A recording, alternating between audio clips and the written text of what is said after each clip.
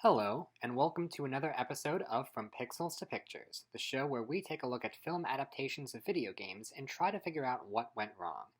Usually on this show, I talk about what happens when filmmakers go into an adaptation with the best of intentions but keep hitting the same roadblocks every time. However, I can't say the same for today's film, because we're talking about Uwe Boll again. In case you haven't seen my previous videos on him, Uwe Boll is a German filmmaker who became notorious in the mid-2000s for making terrible video game movies that, by all indication, were made to be intentionally bad for the purpose of exploiting tax loopholes. Boll's previous film, Alone in the Dark, has gone down in history as one of the worst movies ever made and was a huge box office flop. Exactly the way Boll intended it. How do you follow up that? Well, a year later, we got Bloodrayne, based on the 2002 video game of the same name. Now, as we move into the next generation of game consoles, we're starting to run into a problem.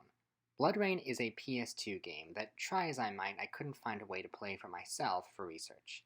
I ended up watching a full playthrough of the game as well as a few analysis videos. And while it's not the best put together game I've looked at, I understand why it has fans. I also understand why Uwe Boll was drawn to this material. It has a female lead who is very sexualized, it has Nazis, it has a ton of blood, and it has rock and roll music. It's very over the top and corny, but in a good way. It really seems like it would be fun to play. The film adaptation of Bloodrayne was released in 2005, or was it 2006? I don't know, I guess it doesn't really matter. The film had a rather impressive cast, including but not limited to Kristanna Loken, Michael Madsen, Michelle Rodriguez, and the one and only Sir Ben Kingsley. Okay, I know that sometimes an actor just has to take a paycheck role, I get that, but when you have an Academy Award and a knighthood, surely you can say no to Uwe Boll, right? At any rate, the film was a critical and financial failure, what a shocker, and joins the ranks of Uwe Boll's abysmal filmography. Let me tell you, coming off of Alone in the Dark, I went into this film with the lowest expectations imaginable, which is kind of the best way to go into a movie, because your opinion can only go up from there. And in my opinion, Bloodrayne is the least awful of the three Boll films that I've seen so far, but let's look at specifically why. Mr. Boll, I want to know what was going through that head of yours when you took Bloodrayne from pixels to pictures.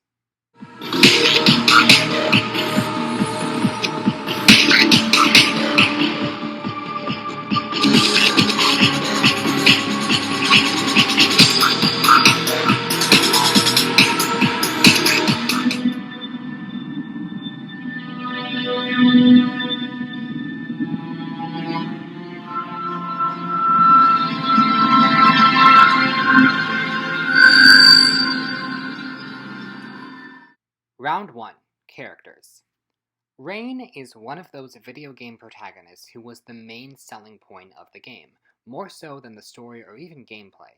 She was voiced by Laura Bailey relatively early in her career, and she gives the character a sense of playful cockiness that made her feel kind of like a female version of Deadpool. Throughout the game, she takes full advantage of her sex appeal to get what she wants. And I'm not going to say she's the most empowering character in the world, but she's at least a distinctly memorable character who had the potential to be really cool on screen. But for one reason or another, Boll chose to rein her in, no pun intended. The film version of the character is much less confident and more shy than her game counterpart, and the sex appeal, while still present, is not focused on quite as much. Which is surprising because you'd think that would be the one aspect that Boll really would lean into. Now, these character changes came at the expense of the larger story decision to make the film into more of an origin story for the character, which I get in principle, but the end result is the character feels like she's lost a lot of her identity. The funny thing is, this actress, Kristanna Loken, is perhaps best known for playing the villain of Terminator 3, which wasn't exactly a great performance to be sure, but it was considerably closer to the kind of character Rain is supposed to be. So this is a casting choice that made sense on paper, but somehow Boll still managed to screw it up.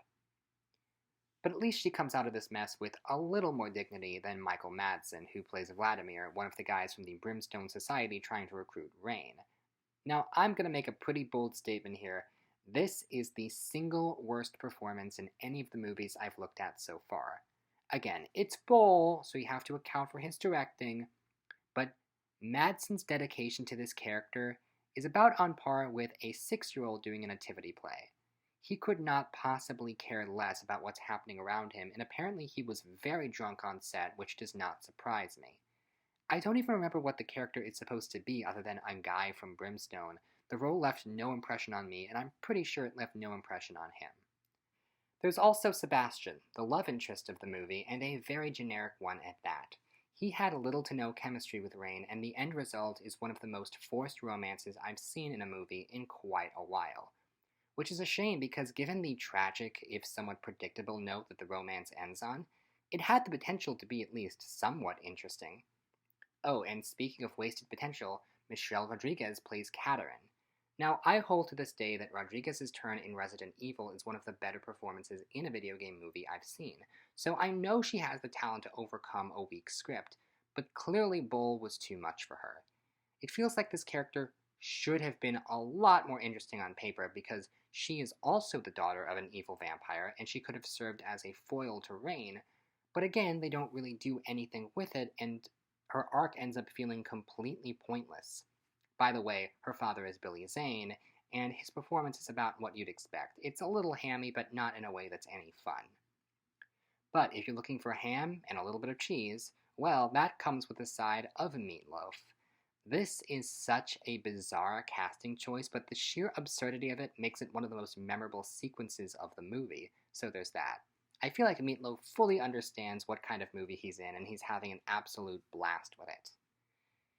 And then, rounding up the cast, we have to talk about Sir Ben Kingsley. I have to admit, going into this movie, I was really curious about what this performance would look like. We've established that Bull never allows his actors to give good performances, but Kingsley is one of those actors who never turns in a bad performance. So the two of them working together is like one of those unstoppable force meets an immovable object scenarios. Who will win? Well, evidently, neither one of them.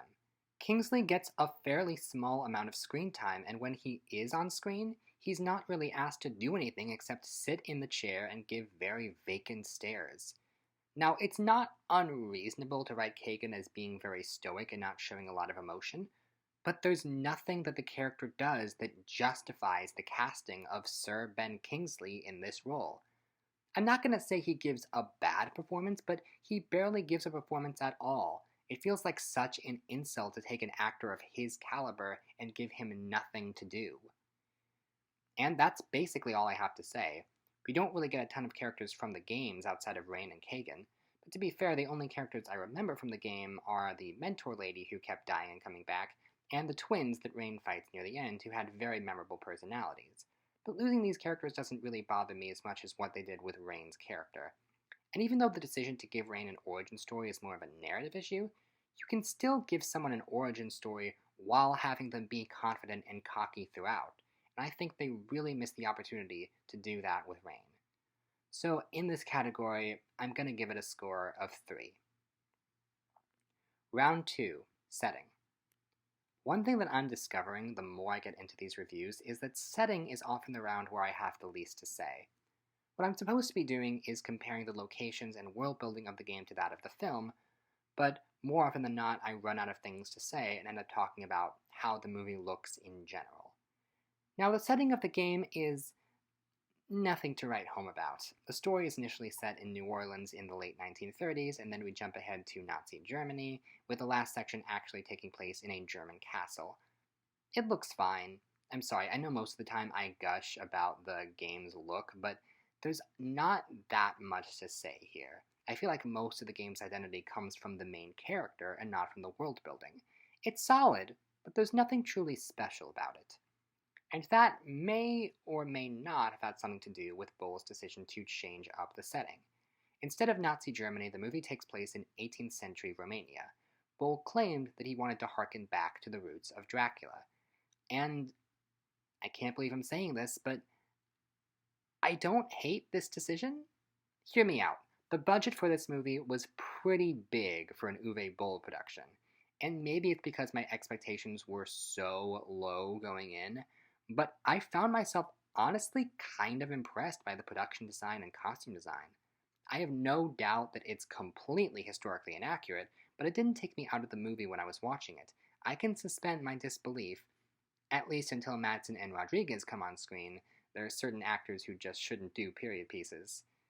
Now, in the game, the final act takes place in a castle, and I'm not gonna lie, when I started comparing screenshots from the final act of the game with the castle scenes in the film, I realized they both share a similar enough look and color palette.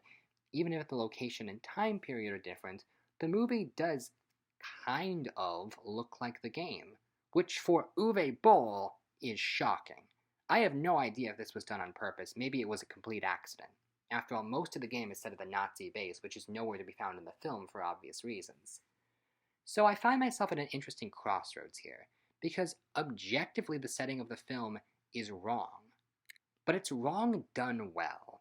The production design and costume design are surprisingly solid for a Boll film. Compared to what his movies usually look like, you can tell that there was some effort put in to make it look like 18th century Romania. Kagan's palace looks pretty good, and even the sewer areas, the trap room, and the carnival at the beginning look good enough for what they're supposed to be. Which is not to say that it's perfect. Far from it. The gore effects are ridiculously fake, they're comical, and the creatures are obviously CGI. Taking a look at the big picture, there are so many fantasy epics out there that look way better than this film, and of course it's blatantly the incorrect setting. There's definitely video game movies that look better, and there are certainly ones that look more accurate. I can't give it too high of a score here, but I find myself wanting to give Boll a pat on the back for at least trying this time. So, ultimately, I'm gonna give it a 5. Round 3, Story. In case it wasn't obvious, storytelling is not Uwe Boll's strong suit. And in fairness, it's not like he had a lot to go off of. The game has a very thin plot, and a lot of it is held together by the sex appeal of the main character. Now, this is the third time where Boll got someone else to write the initial script and then made significant changes to it, angering the original writer. In this case, the script was written by Guinevere Turner, who you may know as the co-writer of American Psycho. According to Turner, while she was working on the script, she received an angry and expletive-filled phone call from Boll demanding that she hand in the script. She then finished the first draft about a week later. Now, if you're familiar with the process of filmmaking, you know that the first draft of a screenplay is supposed to be a rough draft that gradually gets improved based on feedback from the director and producers. So you can imagine how shocked Turner was to learn that Boll wanted to start filming immediately with the draft that was given to him. She later found out that Boll had rewritten much of the script himself and told his actors to improvise with a lot of the dialogue. When she attended the film's premiere, she ended up laughing throughout the entire movie. The finished project barely resembled what she had written. Now, I have to hand it to Turner for having a sense of humor about the whole thing. I know that this movie wasn't her fault. What I don't know is which parts of the finished film are from her draft and which parts came from Boll, like the decision to change the setting from Nazi Germany to 1800s Romania. Now, in the audio commentary, Boll tried to claim that the film is supposed to be a prequel, and that's why the story is set in the 1800s, and also why Rain is much less confident than her game counterpart.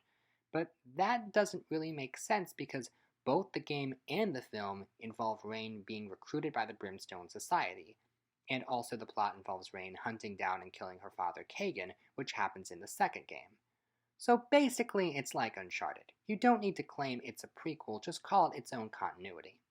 The setting isn't the only big change, there's also the tone. See, the story in the movie is pulpy, fun, and doesn't take itself that seriously. All things that you'd think would appeal to Uwe Boll, but believe it or not, the movie actually feels like it's taking itself too seriously. The story as a whole feels more sensible than Boll's other films, but still doesn't work. It comes across as muddled and confused. There's a lot of elements here that feel like they should be working on paper, but it feels like the movie is trying to do too much at once. There are a lot of characters who all have different motivations that need to be established, on top of the substantial amount of world building. It almost feels like this is the kind of story that would work better as a series or miniseries. As it is, the movie is pretty short, although it doesn't feel like it, and they try to squeeze a lot into a relatively small runtime. There are quite a few things with this movie that feel like they could have worked if they had been fleshed out more. For instance, the love story, it ends with Sebastian refusing to let Rain save him, and that could have been genuinely impactful if everything leading up to that felt like a real, authentic relationship. Same with the character of Katerin. She could be the perfect foil to Rain, but it feels like the movie has no idea what to do with her character. Even the final confrontation between Rain and Kaken still doesn't have the emotional weight that it needed to. And then there are moments that feel like they were thrown in there because Bull needed the movie to be worse. Like there's a line that Rain has in the fortune teller scene that seems to contradict everything else she says. Sometimes it's almost like Bull was thinking, what would a competent director do? And then he does the exact opposite. And what amazes me is that it seems like there must be a part of him that's aware of how the movie could be better. You know that scene in Into the Spider-Verse where Miles gets every single question wrong and then the teacher points out that the only way he could get every wrong answer is if he knows what the right answers are? That's Uwe Boll. His directorial decisions are so fundamentally wrong, you get the sense that he must be aware of the correct way to make the movie, and he refuses to give us that. At the end of the day, this is certainly not the worst story I've seen in a Boll movie, and it does reference elements of the game's story, but it's still not what anyone could consider good. So I'm ultimately going to give it a 3. Round 4. Experience. As I write this review, it's been a while since I've seen the movie. Sometimes that makes it harder to write the review, but in this case it actually helped me clear my head a little bit. See, the first time I watched this movie, I went in with the lowest expectations imaginable, and I was actually caught off guard in how it really wasn't as bad as I was expecting. For the record, I watched this movie when I was 6, that probably clouded my judgment too. But getting back to the point, there's no denying that this movie is a significant step up from Alone in the Dark. But what am I saying? Am I really going to spend every Uwe Boll review from now on going, at least it's not Alone in the Dark? That would be like giving a psychotic dictator a pass because at least he's not Hitler. Now, the fact is, Alone in the Dark was deliberately, meticulously constructed to be as bad as humanly possible. But with this movie, I get the sense that at least Boll was genuinely having fun on set. I don't want to say he's getting better as a director, but I do think he didn't care as much, and other people were able to inject quality into this movie while he wasn't paying attention. Now, even though I wasn't the biggest fan of the game, I do think the movie had the potential to be a lot of fun. What they needed to do was embrace the campiness of the game and make the character of Rain more cocky and playful. I think this could have worked.